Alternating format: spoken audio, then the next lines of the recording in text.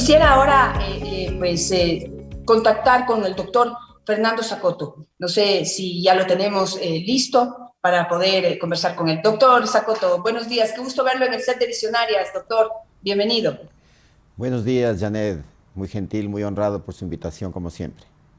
Usted preparó un documento que fue publicado a través de redes sociales, enviado también a distintos contactos para, digamos, cuestionando un poco cómo se está manejando en este momento el tema sanitario. ¿Qué opina usted? Y quisiera su primera reacción frente a esta decisión, por ejemplo, de pedirle a las personas que primero tengan un certificado médico para poder ir a hacerse una prueba de COVID en medio de un acelerado contagio que hay en este momento. ¿Qué opina usted, doctor? Bueno, lamentablemente, pues no es una decisión acertada. En realidad, entiendo que el argumento que utilizó la ministra de Salud era básicamente para evitar desabastecimiento, pero realmente el evitar desabastecimiento implica el reconocimiento de que no hubo el suficiente aprovisionamiento de pruebas, y además de eso es una evidencia que se vio a lo largo de la pandemia. Es decir, Ecuador fue y sigue siendo uno de los países que tiene una muy limitada número de pruebas por habitante, de tal manera que en ese contexto general es posible que haya algún desabastecimiento en algún nivel, no se aprecia en el sector privado en realidad, pero la razón es esa, de tal manera que epidemiológicamente más bien es todo lo contrario. Hay que hacer el mayor número de pruebas y lo más oportunamente posible para detectar de manera temprana y poder efectuar aislamiento de forma adecuada y oportuna. Perfecto, doctor. En ese sentido, bueno, el problema es que se vislumbra, y por las declaraciones que dijo la ministra, es que no hay un suficiente número de pruebas y que temen que se acaben rápido. Entonces, no sé ahí qué respondería usted como un experto en el tema sanitario. Bueno, justamente, ciertamente en este momento es claro que hay una gran demanda en el mundo, es claro que la explosiva multiplicación de casos por Omicron determinó una situación diferente, pero eso no puede ser justificación. Lo que quiero decir es que el Estado tiene que asegurar el que haya este mecanismo de diagnóstico temprano, y el asegurar ello quiere decir a través de la propia red del Estado mismo, de las instituciones del Estado. Siempre hemos indicado la importancia de la atención primaria, que no se le termina de dar el lugar que corresponde, pero también a través de otras redes de prestadores de servicios y también del sector privado. Yo creo que es momento también de abrir. Es perfectamente posible que efectivamente mismo instituciones, organizaciones pueden contribuir en esta tarea de sumarnos todos a detectar tempranamente la enfermedad y por tanto evitar el que pueda haber una mayor propagación, sabiendo que es extremadamente difícil, transmisible, etcétera, pero en definitiva es una medida de salud pública.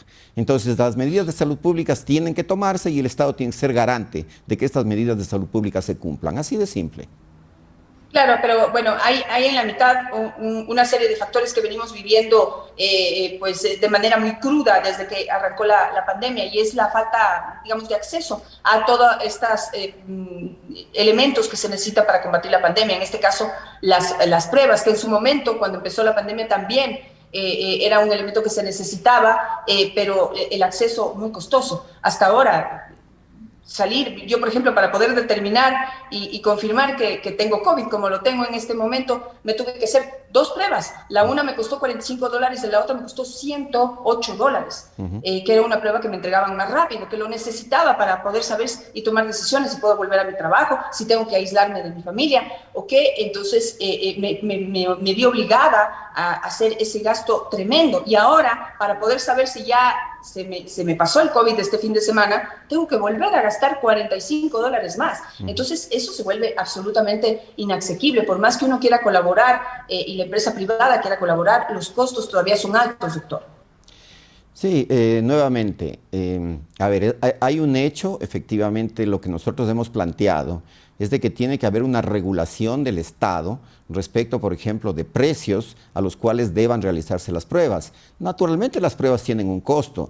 Lo ideal y lo que pasa en otros países es que el Estado asume esos costos. Cualquier persona en algunos países de Europa efectivamente tiene acceso de manera directa. No es esa la situación de Ecuador, pero ojo, esto llama la atención nuevamente porque entonces la prioridad de la salud pública queda a segundo plano.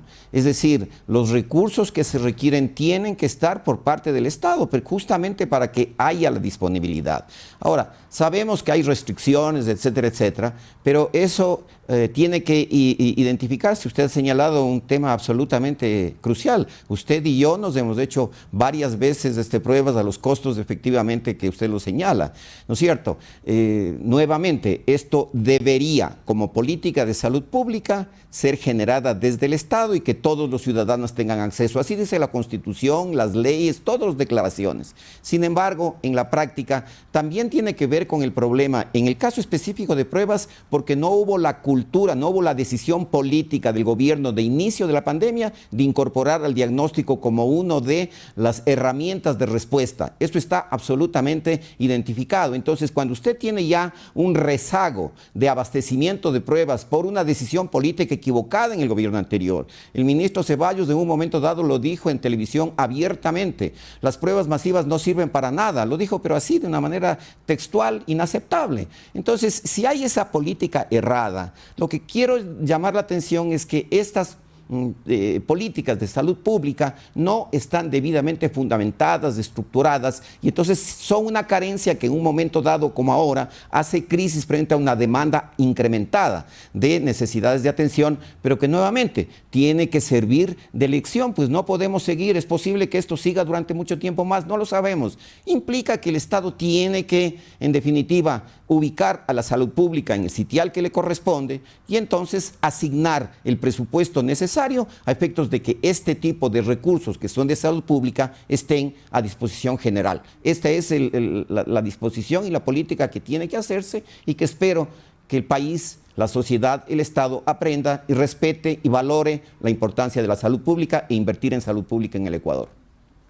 Ahora, doctor, nosotros estamos sufriendo aquí porque no tenemos acceso, no tenemos cómo pagar las pruebas por su alto costo y pues estamos expuestos a estas situaciones. Pero quisiera su opinión sobre lo que está ocurriendo en Estados Unidos. En cambio, no sé si, me imagino que se ha concretado, pero hubo un anuncio del presidente Biden de que iba a enviar 500 millones de pruebas COVID a las casas de los norteamericanos para que puedan ellos mismos hacerse las pruebas y si verificaban que estaban con el virus, no salgan.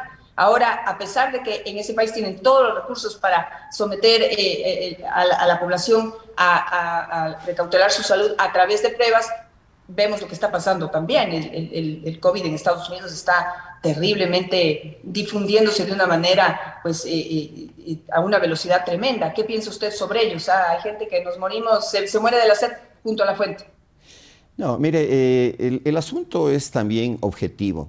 Es más o menos, yo conversaba con algún colega, sucede cuando de pronto usted no tiene un incendio, digamos, de los que usualmente hay, y de pronto tiene un incendio masivo en el que de pronto todos los recursos tienen que ir a combatir ese incendio incrementado. Eso es lo que está pasando en el mundo. Y efectivamente, en un momento dado, pues aún países con gran potencia económica van a tener este tipo de limitaciones, pero que realmente están muy lejos de lo que pasa en países como los nuestros. Aún a pesar de esas estrecheces, de esas dificultades, en un momento dado tienen capacidad de respuesta. Y eso pasa en Estados Unidos, pasa en Europa.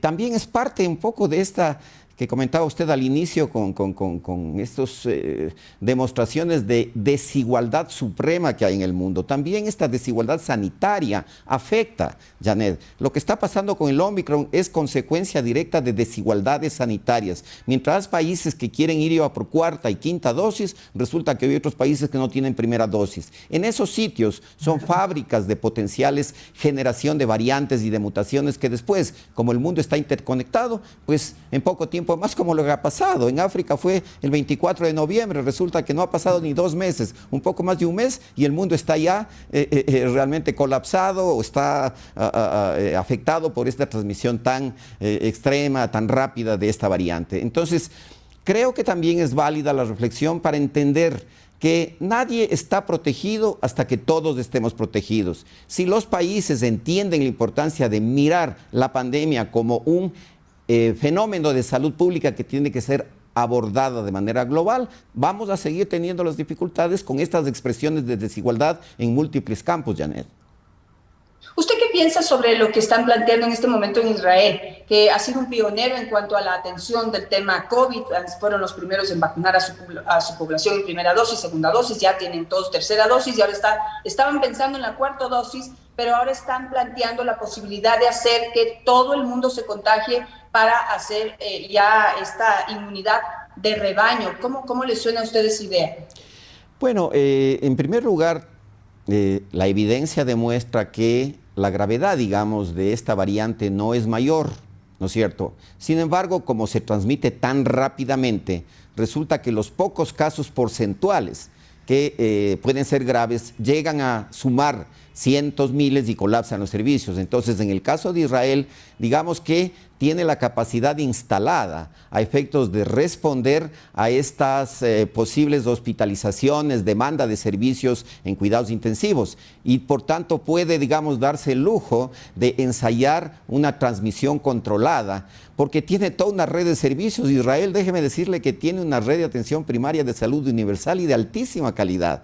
Entonces, si es que se capta tempranamente, resulta que se minimiza la posibilidad de fallecimiento o de hospitalización con cuidados intensivos.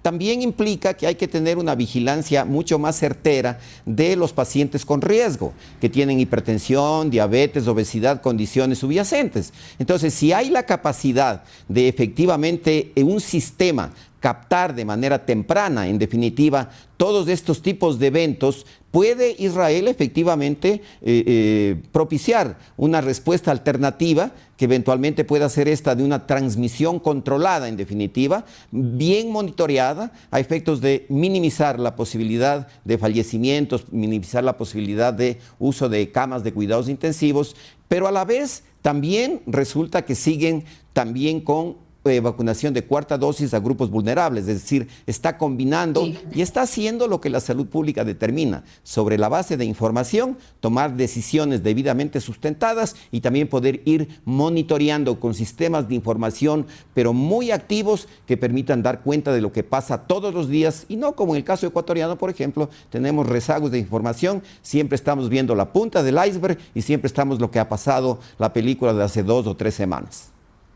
Y para dejar de ver la punta del iceberg, doctor, lo hemos conversado con usted en algunas ocasiones y quisiera invitarlo, me gustaría más hacer como un tipo de debate con un poco más de tiempo que una entrevista corta como estas, para poder ya indagar o introducirnos en las necesidades del sector salud que necesitan ser atendidas.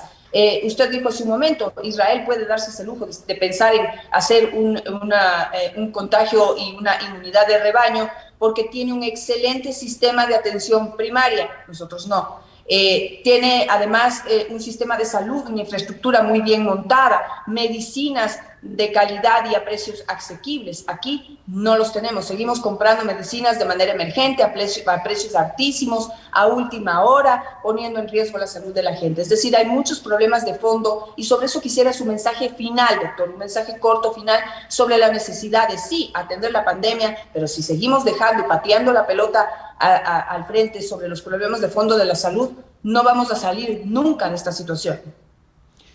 Sí, Janet, yo creo que mi mensaje final es el que siempre lo digo y le agradezco siempre por usted darme la oportunidad. Es decir, hay que reconocer la importancia de invertir en salud pública, pero también es la necesidad de que en este mismo momento que se enfrenta la pandemia, exista la ocasión de que el gobierno, el Ministerio de Salud, adopte los cambios, porque no es posible seguir repitiendo los diagnósticos que se mantienen sistemáticamente. Y hemos dicho los cambios de fortalecer la atención primaria, de un buen sistema de vigilancia epidemiológica, de cambiar este tipo de decisiones administrativas como estas zonas y distritos que no tienen relación y que afectan la gestión de la salud pública. Las personas quizás tienen dificultad de entender cómo afecta, pero no se necesita ser muy experto para saber que si la vacuna tiene que venir desde Tena a Cayambe o Puerto Quito, existe mucho más riesgo que si se lo genera desde Quito a hora y media. Es decir, hay ese tipo de disposiciones que lamentablemente vemos, pese a que el gobierno, las autoridades se comprometieron en su momento en campaña electoral, resulta que sigue pasando el tiempo y las cosas siguen como tal. Hay que fortalecer la salud pública y hay que tener la valentía de generar los cambios que se necesitan para mejorar la salud pública en el Ecuador, Janet. Me quedo con eso, doctor. Muchísimas gracias por estar en Visionaria. Siempre bienvenido para analizar a fondo el tema de la salud en nuestro país y los cambios que tienen que darse para poder realmente tener una atención de calidad, que es la que los ecuatorianos nos merecemos. Gracias, doctor. Que tenga un muy buen día. Muchas gracias. Lo mismo para usted.